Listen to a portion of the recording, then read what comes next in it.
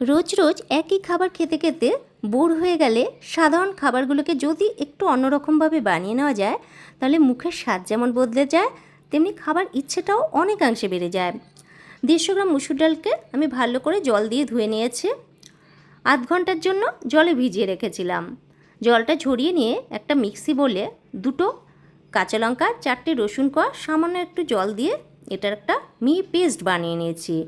এরপর একটা ধোয়া টিফিন বক্সে এই পেস্টটাকে ঢেলে নিয়ে একটা মাঝারি মাপের পেঁয়াজ কুচি, একটা টমেটো কুচি, স্বাদ মতো লবণ, হলুদ, 1 চামচ শুকনো লঙ্কার গুঁড়ো, 2টো কাঁচা লঙ্কা কুচি দিয়ে পুরোটাকে ভালো করে মিশিয়ে নিয়ে ওই মিক্সির বাটি ধোয়া জলটাও ঢেলে দিয়েছি। পুরোটাকে আবারও ভালো করে মিশিয়ে নিয়ে 2 টেবিল চামচ কাঁচা সর্ষের তেল, কয়েকটা ধনেপাতা কুচি এর মধ্যে দিয়ে টিফিন বক্সের ঢাকনাটাকে শক্ত করে আটকে নিয়েছি। একটা মোমো স্ট্যান্ডে কিছুটা জল দিয়ে এইভাবে বসিয়ে ঢাকনা দিয়ে গ্যাসটাকে মিডিয়াম ফ্লেম করে এটা 15 মিনিটের জন্য হতে দেবো।